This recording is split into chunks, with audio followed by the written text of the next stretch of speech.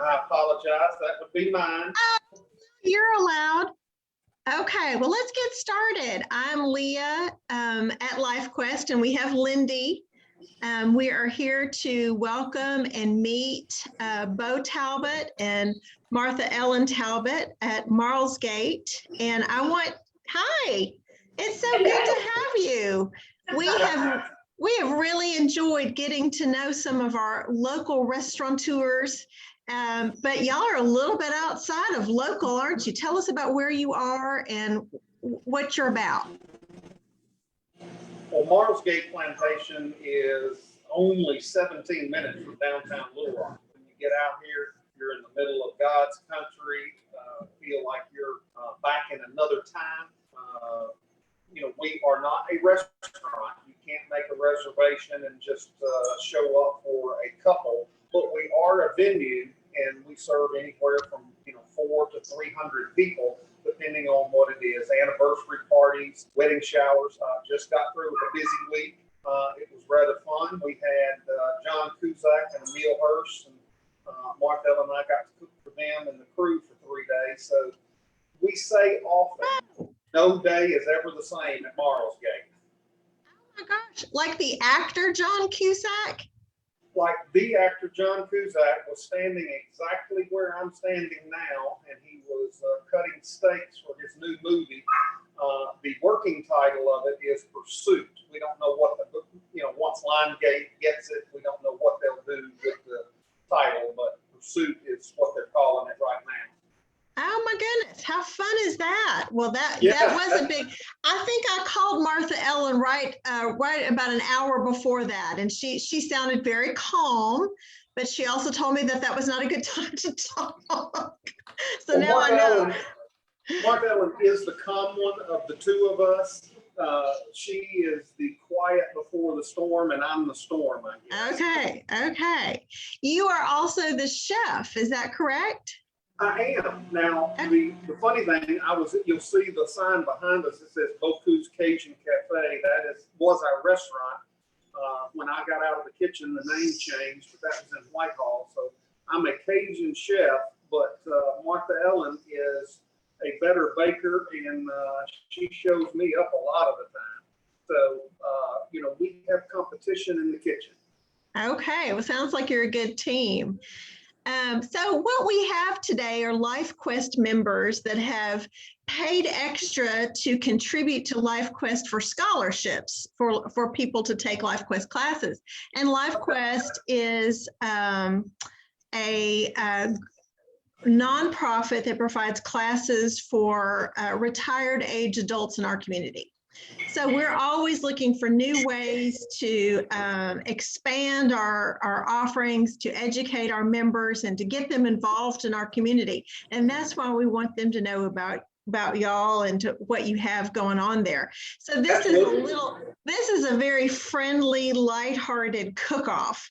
All of our 4 chefs that have participated, we have posted their recipes. We've recorded these presentations on our Facebook page because we want our LifeQuest members to know about you and to enjoy each of our places. So tell us about what you're going to prepare for us today, and understand that this is not a cook-along. They'll just be watching you. And then the recipe that Martha Ellen shared, we can all try at home. So we appreciate that. Yeah, that's fun. And my memory serves me that LifeQuest has been here on a tour, and we have enjoyed the company of one of their groups on a bus tour. So we are familiar with LifeQuest and love what that's going on there. We do supply recipes, and Marlsgate has hosted many cooking schools, and I am very happy to say that one of our cooking schools, one of the recipes that we often put in a cooking school because of the absolute simplicity of it. We call this, our iron skillet shrimp, and being a plantation, the house was built in 1888. We do a lot of things the old school way, what my grandmother may have done, Martha Ellen's grandmother, and iron skillet is exactly what we use. The iron skillet shrimp, the one reason that we do this is it's got kind of a twofold. One when you're cooking the shrimp that is absolutely delicious. But then there is a sauce that is a product of cooking it, and the sauce becomes a dipping sauce. The ingredients are so few, you're not going to believe it. And when you get through, you have something that your guests, one, it's quick, and two, your guests think you have been in the kitchen, for hours. One of the many things that we tell our students is you don't have to be, a French chef. You don't have to be a Cajun chef. You don't have to have the most ingredients. You just have to have the combination that works. All right, in your recipe that you'll get after this presentation, you want to start with about 3 pounds of shrimp. Leave the shells on because that's going to add to it. So my skillet's already hot, so I'm putting that in. And I would assume you just want to go ahead and let us cook this and show everybody. Is that what? Yes. Yeah. Okay. Just as in it, we're not with you, so just in as much detail as you can provide, and we'll ask questions in a moment. Okay. Well, this recipe can be added to or taken away from. You can make it as large or small as you want. One thing I will tell you, Martha Ellen is a very, very precise cooker and baker. I very rarely measure things, but for the class today, she absolutely arm wrestled me and won and said I had to measure. So the next thing that we're going to do, the shrimp is getting warm already. We're going to take half a cup of olive oil. And I don't know if you all know olive oil. When they squeeze the olives, the difference in a virgin, extra virgin, and all is how many times they have squeezed the olive. The first time that they squeeze the olive, the first oil out is the extra virgin olive oil. And then they keep doing it. And then they actually introduce water to it and steam it for the last time, and that's the weakest. But any olive oil is good olive oil in our kitchen. So we add half a cup of olive oil. Then we'll do salt and pepper, and the salt and pepper is to taste. So you want to give that. We're going to do some fresh cracked pepper. We can introduce this into the dish once again later on. But we want to give it quite a bit of pepper so the shrimp have an opportunity. Martha Ellen uses the word marry up. So the shrimp and the pepper and the salt all marry up. And then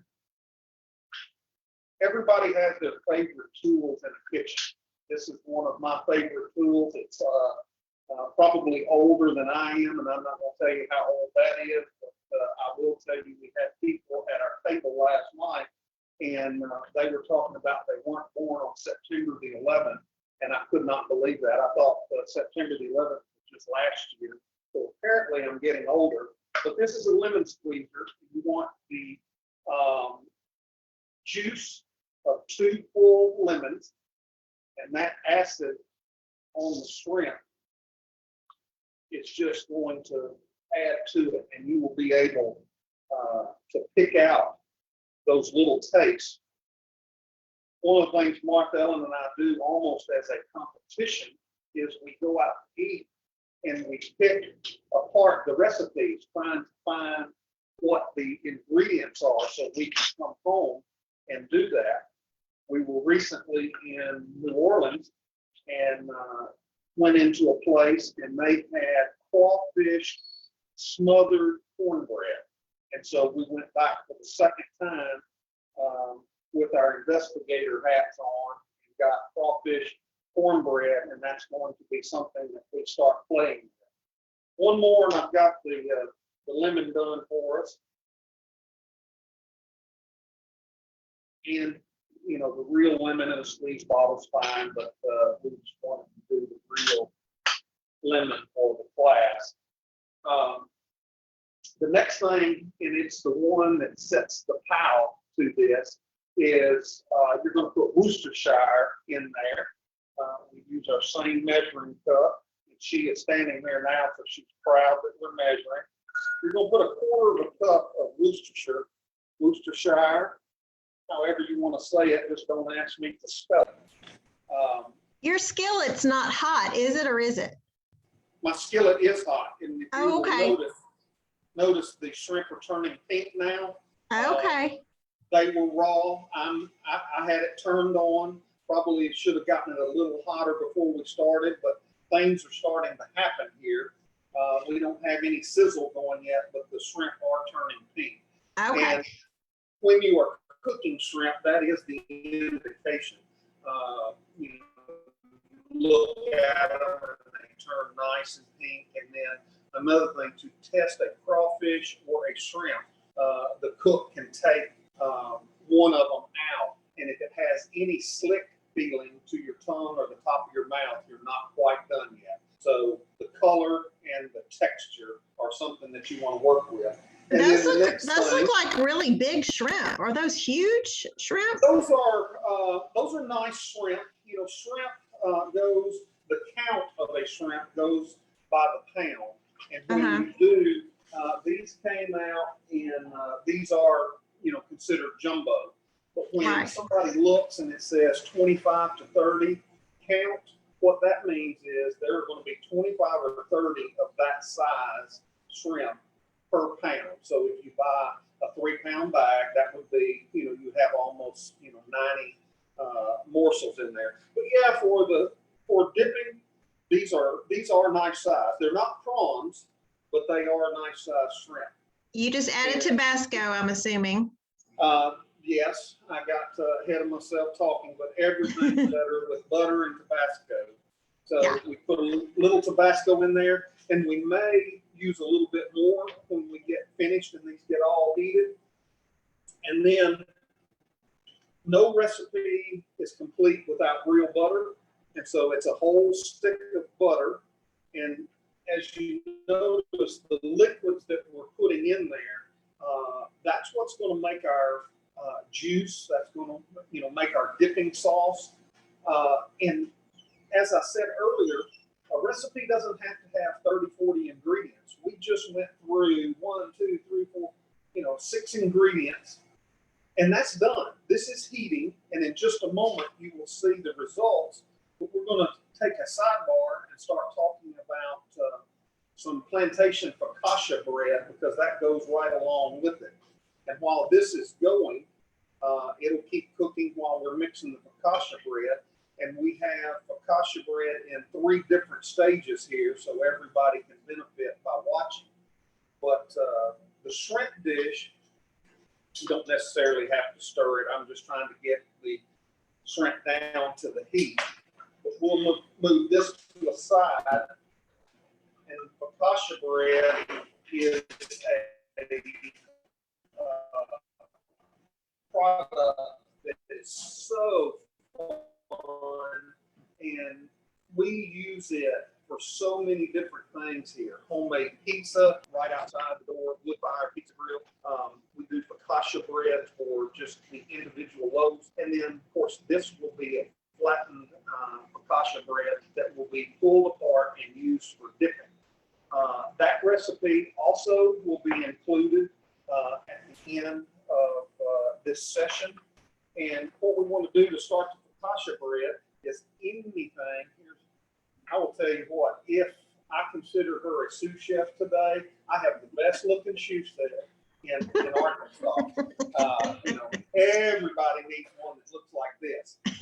Y'all are cute. We have a good time together. Well, let me tell you, I've chased her all my life. So for those who don't know, I'm her prom date from high school.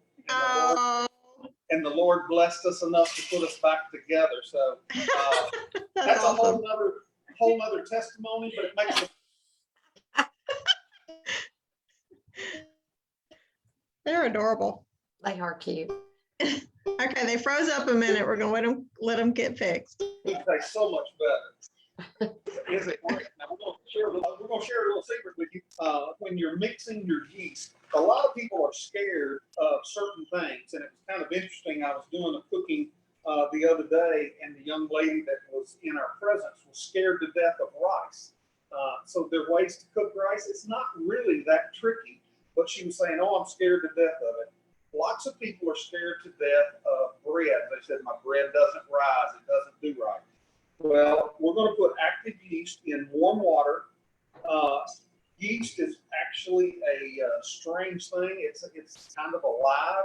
When you put it in warm water, it starts getting activated. And if your warm water is too hot, it will actually kill the yeast. So you've got to watch it. You just want it kind of like lukewarm.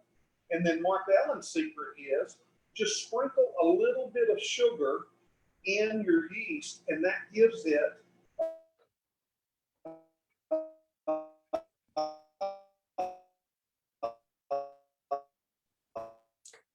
He's kind of frozen. give something to we will get our yeast going. Go ahead. Oh, you were kind of freezing up, and I'm assuming that the sugar just serves as kind of like another activator. It is an activator. It's a food for the yeast, and it attaches to it and starts fermenting a little bit faster. And that's, you want it to start bubbling for the sake of TV time or screen time. We showed you that we mixed it, but we've got something else already ready. And then you want to take 4 cups of flour, and we already have our flour. And once again, you're going to do a little bit of salt. We'll introduce the dry ingredients first. We'll do a little bit of salt, a third a cup of olive oil. Once again, I can't believe I'm using a measuring cup, but Measure either, Beau. I get you. But you know, when I have to bake, bakers do. Bakers have to measure. There's some chemical properties to baking. you are exactly right. I am not a baker. If it comes out of this kitchen and it's a delicious cake or bread, 99.9% of the time it's going to be Martha. She is so precise. And, yeah, you have to be a chemist, to bake. But maybe more of an artist to do Cajun cooking, right? That's a more delicate chicken for 400 or 500 gentleman, Justin Wilson.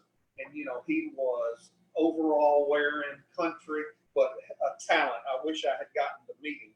But we put the olive oil in here. We're kneading in the sugar. We're kneading in the olive oil and the flour. As soon as we get that kind of moved around, we're going to introduce our yeast water. And it's going to become, as Mark Ellen says, if you don't worry about it, it becomes a sticky mess. And once you get it to a sticky mess, you have accomplished what you need to accomplish. And we're going to stir this until the dough takes up all the liquid. And then, pardon me. Oh, it's starting to get thick now. So this is getting just right. I'm gonna keep my hands out of it, but hand mixing or squeezing or kneading is absolutely okay. Put a little flour on your hands and it will release somewhat. But this is getting real sticky. We didn't allow the yeast to activate all the way for today, but what you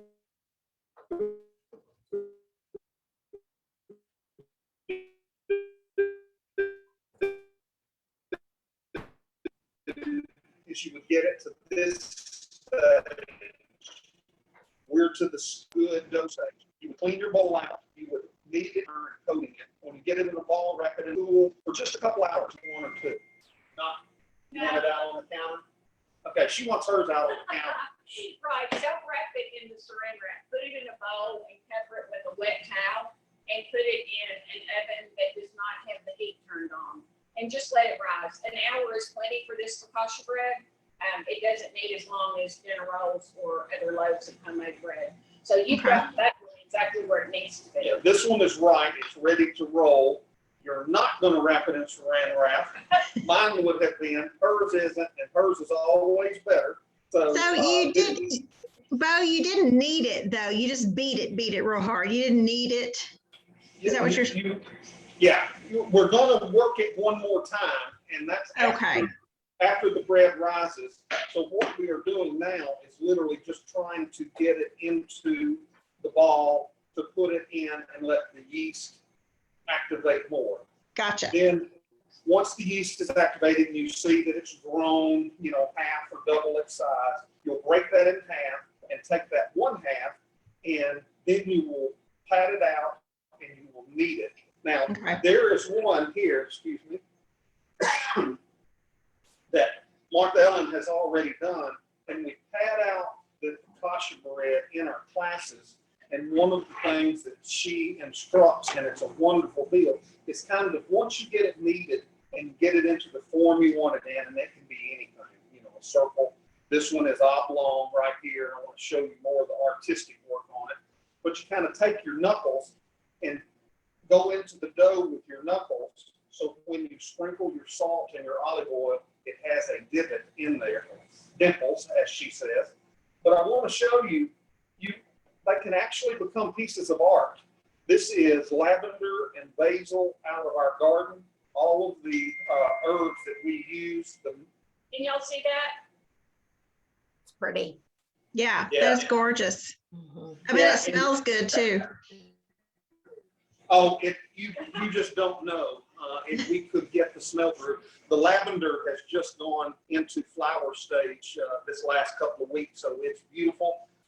We also, for the viewers, you can put anything on there that you want, and we have taken small julienne strips of bell peppers of different colors, and Martha Ellen has actually used some wild flowers, and you put it on there, edible wildflowers, make sure you check that, and she has made pieces of art, and when they're cooked, we've actually had guests say that they were much too scared to even break the bread and eat it.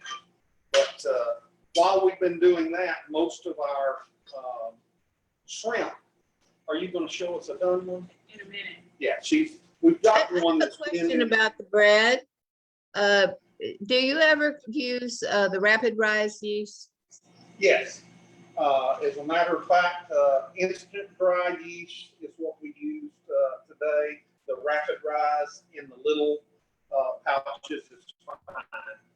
The volume that we do here, we buy it in 1 pound bags. But Well, it was my and also- understanding that rapid rise, you only need the one rising. that would be correct. I Okay, would follow that. Another thing for anybody, if you don't bake a lot, yeast can go bad. It just gets old and it won't reactivate. So, don't buy yeast, set it on the shelf and just think, a year or two from now, I remember having some. Go ahead and just get it fresh from the grocery store. But the shrimp, another thing, I set out a deveiner just to show people. This is a product that's available in any cooking store. These shrimp have already been deveined, but you would insert it right here. The vein is actually the spine of the shrimp, and that's also the excrement. And on a delicate dish, you would devein it, and that would be like what we have here, or a shrimp cocktail. A larger cooking where you do a shrimp etouffee, it's not absolutely necessary, but it's just a simple little tool. Now, where is that? Right here. We're going to use this, and I'm going to show you how beautiful the shrimp has turned. If you can see it, the smell is wonderful. I can tell by the look of my sauce that I'm going to want a little bit more Worcestershire, because it got some of the water that came out of the shrimp has watered my my sauce down, and that is the good part. We left the shells on, and people say, why do you do that? That is where the flavor is. When you're cooking with shrimp, even if you want to peel them later, cook them with the shells on, because that's where I use shrimp shells to make, the broth when we do our shrimp soups and all that. This did not turn out quite dark enough, so I'm going to add a little bit more Worcestershire sauce, and we'll stir that in. Oh yeah, that's. What the hell would you get me a clear cup like this? Just not measuring.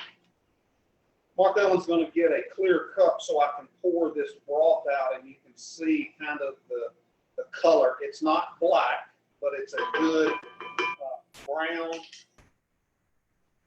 A lot of people cook by taste. You need to learn to a little more Worcestershire so we can get some wooey to it. Cook by smell. It'll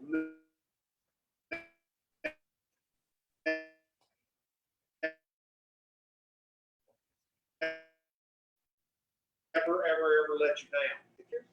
Oh gosh, yeah. See it. Here's one of the focaccia breads we presented to a group, and look at that art that Martha pulled That's off. pretty. It is. Yeah, it looks like flowers. That's so pretty. Those are yellow and red tomatoes, and then basil. And when we cooked it off, it looked like a flower presentation. Yes, So, that is pretty. I can see that. Yeah, here's the one that's finished. All right, and then here's today. We made one.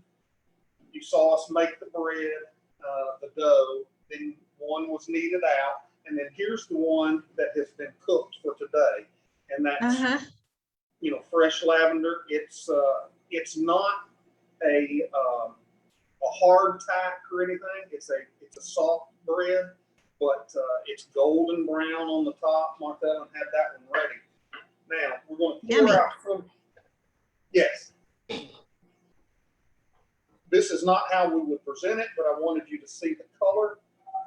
There is your broth that came off the shrimp. Oh, the lemon and the Worcestershire.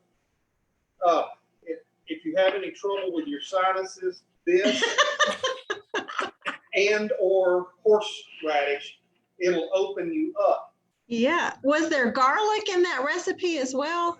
No garlic. I can't say that it wouldn't be a bad thing, but we didn't put any garlic in it today, did I? Another thing about cooking anywhere, it is your own style. It is, not everybody can make it exactly the same, nor should you. Find out where you're comfortable, find out what your family's tastes are, and you can do things flexible. Now, what we would do with this dish is we would get some kind of elongated, flatter presentation, and then put a few shrimp on it, pour a little bit of the broth over so the shrimp are sitting in the broth, and then literally, here comes, you dip your focaccia bread in the broth while you eat your shrimp. And as I say on the cooking channel, it doesn't get any better than that. Well, you and Paula Dean would love that recipe, with all that butter. Oh my God. And another thing, this is a wonderful, wonderful appetizer. It's a wonderful dish that you can serve in a multi-course meal, and it can be made ahead of time. You don't have to slave yourself in the kitchen while you're trying to get your main entree. This will reheat. The shrimp will reheat. You've cooked the shrimp in that juice, so they have picked up that flavor. We allow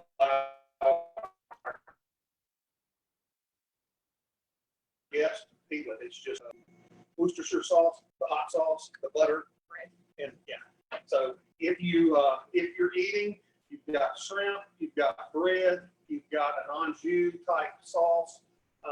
We tell everybody if you cook it out here in beautiful Scott, Arkansas at Marlsgate, there are no calories because nobody saw you do it. But I would love. Is this a recipe that you cook in your cooking school? Would this be a recipe that you would demonstrate in this cooking school? He froze for a second.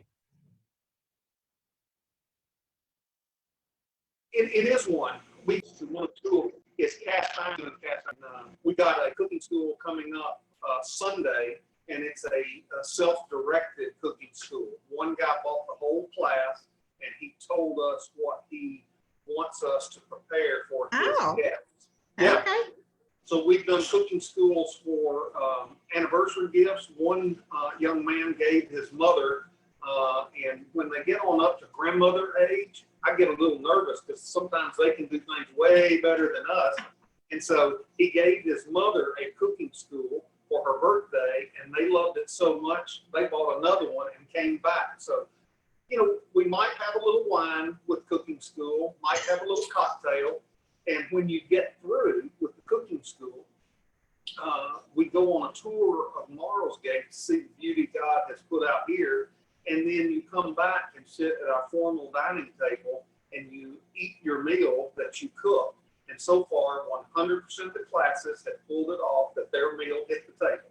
So you get to sit at the formal table with china, silver, crystal, and enjoy the work of your afternoon. But I would love anybody to ask a question of Martha Ellen and I. If you have any questions about this or other things. Yes, because we have some good cooks in this class. I'm looking at a few. What questions do you have about Marlsgate or the appetizer? Or yes, go ahead. Judy, did you have a question? What was the heat you used for the bread and how long? The heat you use. 375, and it's usually 15 to 18 minutes. Thank you. It's not a toast. It is it's a pliable, supple bread.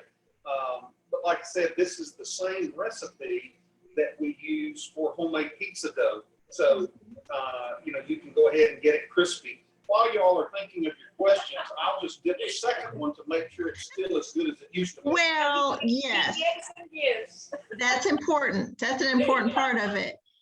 Anne, you're unmuted. Did you have a question? Or were you? Oh, I had a question earlier. Okay. I Who else? think that this looks like a really good recipe and I love the simplicity of it. Sounds really good. I love how quick the bread cooks, 15 to 18 minutes. I mean, that's really fast. I think I can probably handle that. Well, and it's important to share with y'all that we did not start the food in our kitchen this morning until 10 o'clock. So the Focaccia bread that is already finished, including walking out to the kitchen garden and snipping the herbs and coming back in and putting it all together and cooking it off, that's all happened in the last hour and a half. So it's very, very doable at home. And there is an intro to the recipe that y'all will get after the class today that also suggests a couple of other ways to present this shrimp. And one of the favorites that we have had with guests here is a big plank of grilled bread, French bread, any store purchased bread that is griddled or grilled, and then fresh spinach on top of the bread, and then ladle this shrimp over that with the sauce, and it's an entree. It's just a beautiful, flexible product. Wow. Yeah. And That sounds you could break up some fresh rosemary in this, and it would give it a whole nother top. Yeah. And rosemary is on your tongue after you finish swallowing. There's a little bit of back kick, and it'll keep them wondering, you know, how much time you spent in the kitchen making this. Martha Ellen's bringing just a little cup of what we did While today. she's doing that, Connie has a question. I know Connie, go ahead and ask your question, Connie. I'm curious about your cooking school. How do you sign up for it? You call Marlsgate, Martha Ellen will line it up. We're just coming out of COVID with planning and all, and the weddings have hit full board. All the young ladies and young men that wanted to get married during the year we were shut down. So we are getting back into it. I will tell you, since COVID hit, this Sunday will be our first cooking school since the pandemic. So I cannot wait to get back into the kitchen with, guests. We've been in the kitchen all along. Tell us your phone number. I'm going to put it in the chat. It's very, very easy. It's 870-71-HARDY, P-A-R-T-Y, or Okay. 870-717-2789. I don't Okay. call myself very often.